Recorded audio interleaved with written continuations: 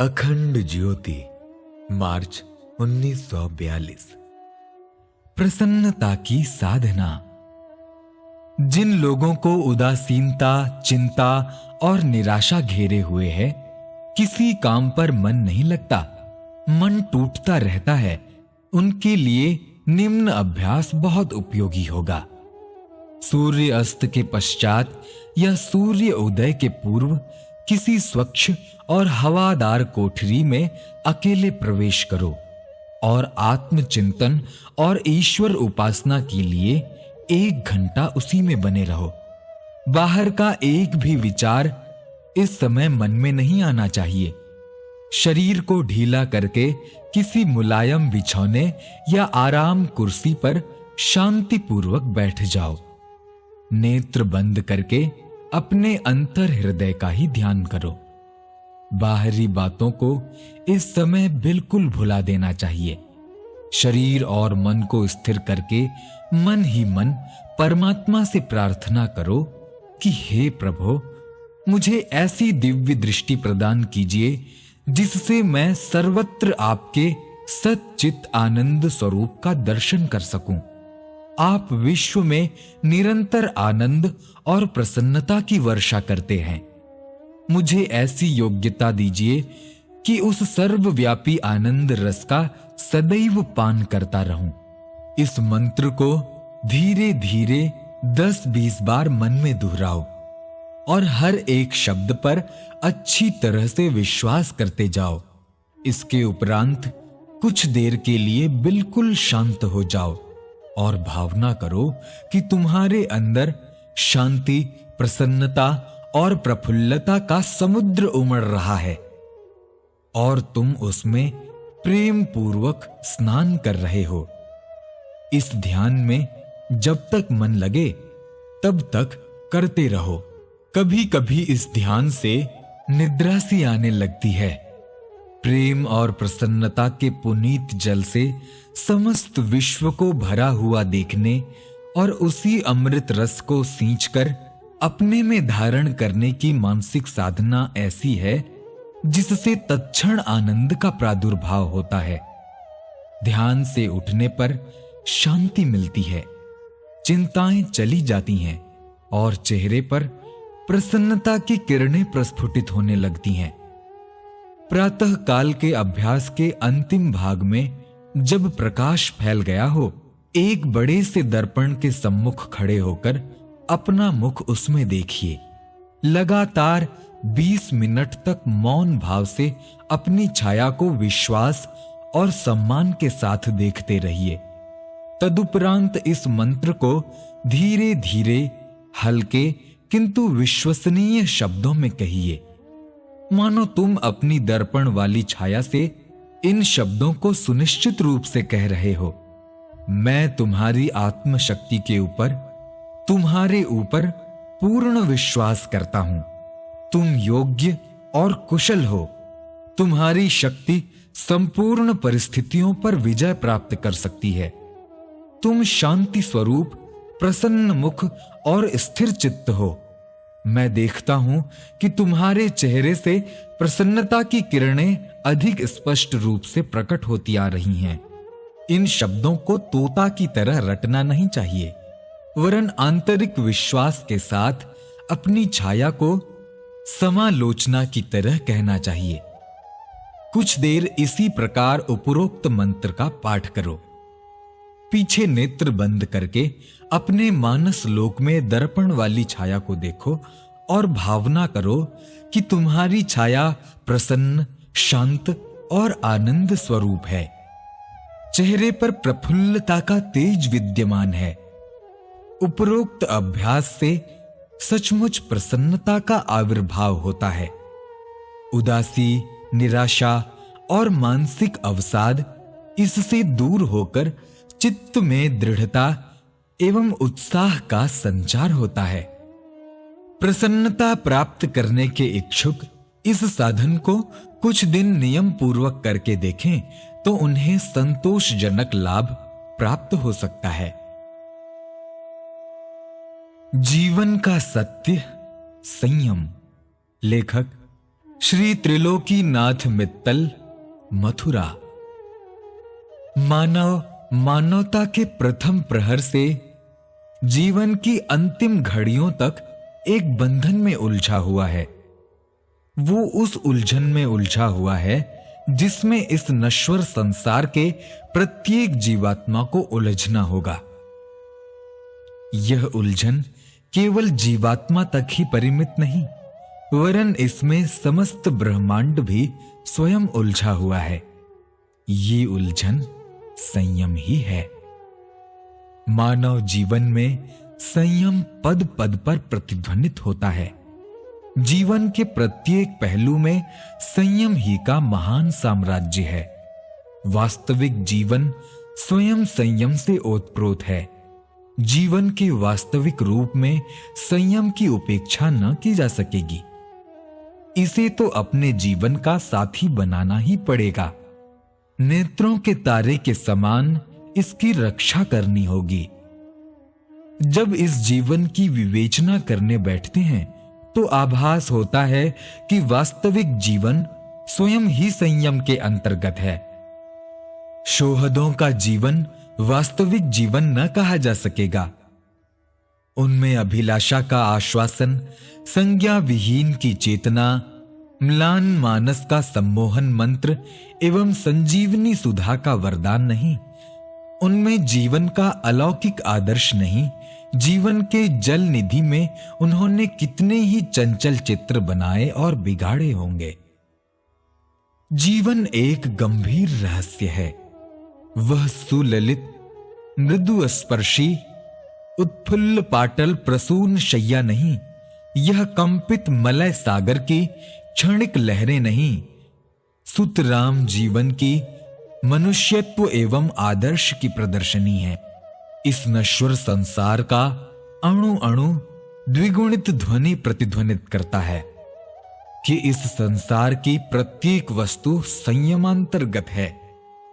संयम की किंचित भी उपेक्षा कर किसी वस्तु की यथास्थान सहायता न की जा सकेगी। स्वयं पृथ्वी अपनी सत्य रेखाओं पर, जो संयम का रूप है, अवलंबित है। अपने नियत स्थान से हट पृथ्वी संसार के ह्रास का कारण होगी। संसार की प्रत्येक वस्तु से उसका संबंध सदैव के लिए हट जाएगा। इसी प्रकार मानव जीवन में संयम की किंचित भी उपेक्षा कर मानव अपने जीवन के ह्रास का कारण स्वयं ही बनेगा। दूसरे शब्दों में हम ये कह सकते हैं कि संयम ही जीवन का आधार है। संयम के पालन हेतु हमें धर्म का आश्रय लेना होगा। जीवन को सुखी बनाने के लिए हमें धर्मबद्ध होना ही पड़ेगा। जीवन को सुख शांति का गृह बनाने के लिए धर्म के स्तंभों को पकड़ पकड़ कर चलना होगा।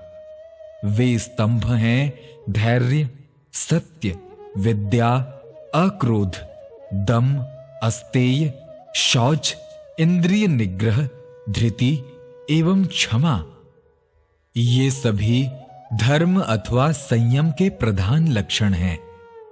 पुनरपि इनमें से मुख्य दम, अस्तेय, इंद्रिय निग्रह संयम के प्रधान कारण हैं। इनका त्याग संयम का त्याग होगा तथा इनका पालन ही संयम का पालन होगा।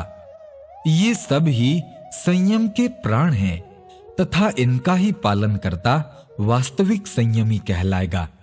दुर्बलता और असावधानी से सत्य का अनुसरण करने वाला और दृढ़ता एवं सचेतता से असत्य के अनुयायी किसी प्रकार संबंध नहीं रखता।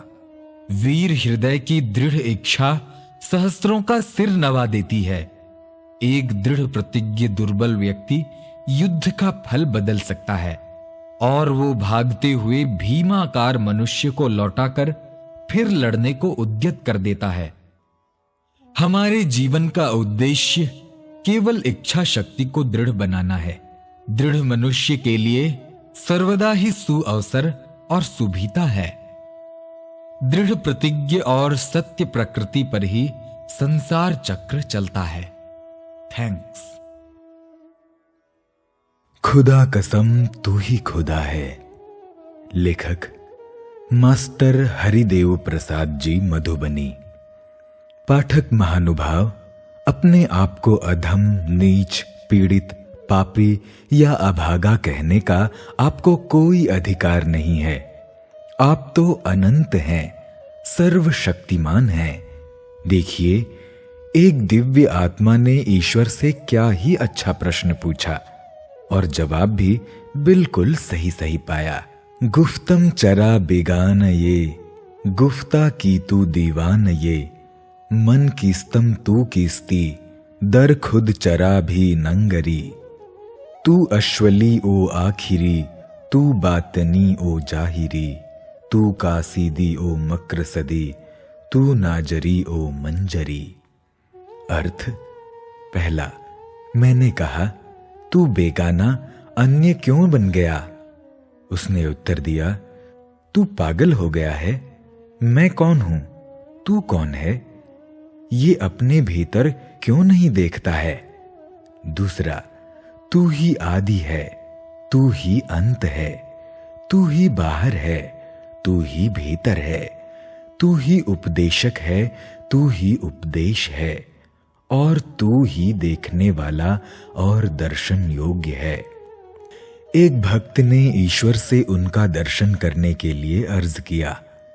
इस पर खुदा ने क्या ही अच्छा कहा, गुफ्त मश ख्वाहम की बीनम, मर तुरा ए नाजनी, गुफ्त गर ख्वाही मरा बीनी, बरो खुद राब वी।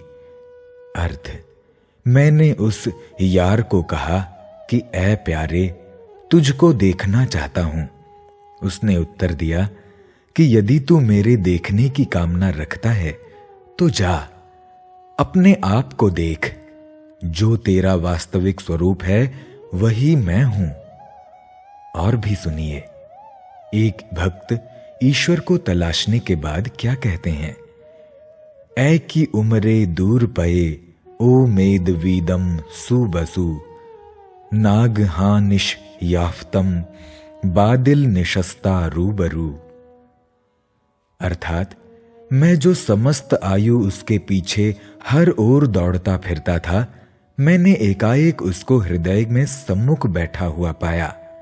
इतना ही नहीं, और भी, बेहुदह चरा दर पये, ओ मेगर्दी, विनशी अगर वो खुदास्त खुद में शायद।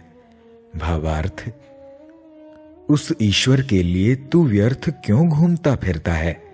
बैठ, अपने को पहचान। अगर वो खुदा है तो खुद आएगा। अंत में मैं एक पहुंचे हुए फकीर का शेर लिख रहा हूं।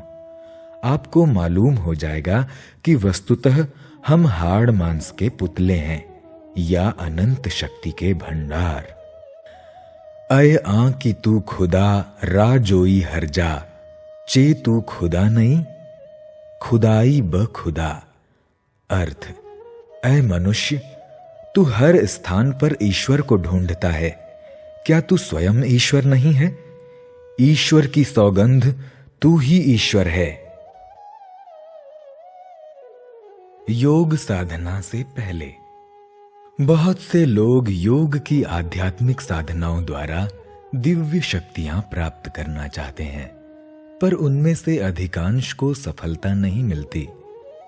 कारण ये है कि वे सूक्ष्म और लिंग शरीरों द्वारा उतना काम लेना चाहते हैं जितना कि वे करने में असमर्थ होते हैं।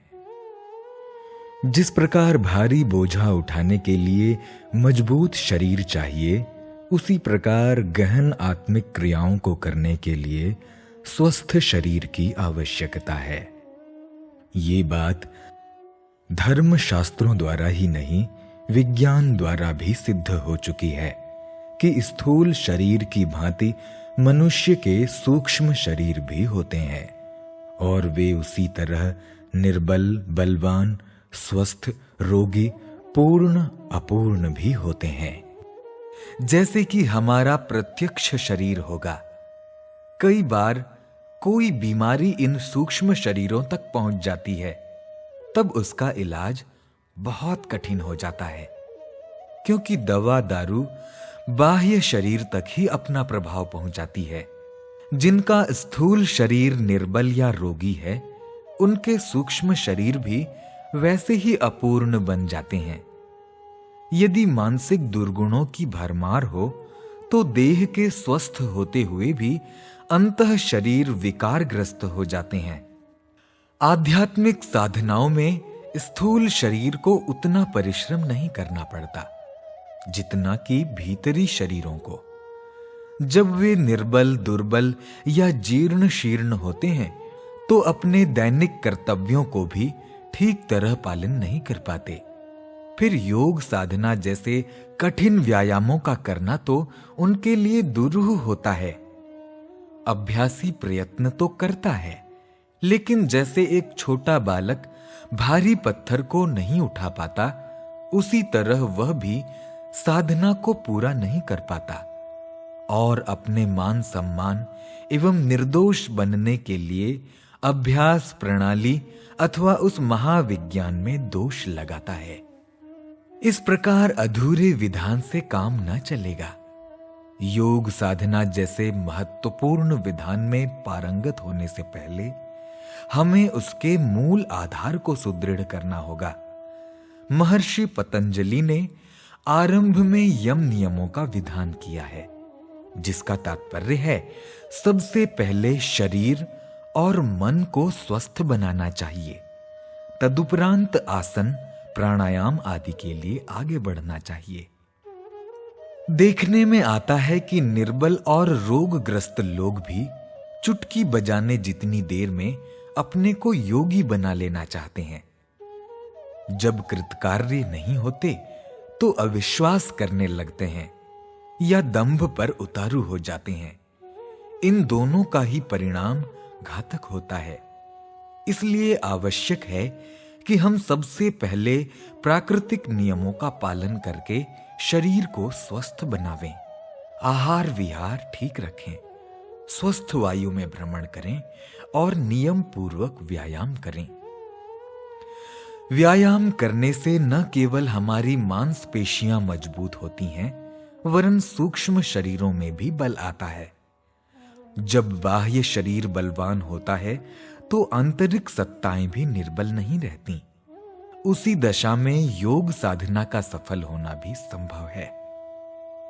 जो आत्मा की उन्नति चाहते हैं वे पहले शरीर को उन्नत बनावें। जो स्वर्ग में धर्म की संपत्ति जमा करना चाहते हैं वे शरीर में ब्रह्मचर्य की पूंजी जमा करें। जिन्हें सुख और शांति प्राप्त करने की इच्छा है वे मन में से कुविचारों के पिशाचों को निकाल बाहर करें। इस प्रकार जब शरीर और मन स्वस्थ और बलवान बनने लगेगा तो सूक्ष्म शरीरों की शक्ति प्रस्फुटित होगी और योग साधना में सफल होना कठिन न रहेगा। हमें छलांग मारकर नहीं, सीढ़ी सीढ़ी ऊपर चढ़ना चाहिए।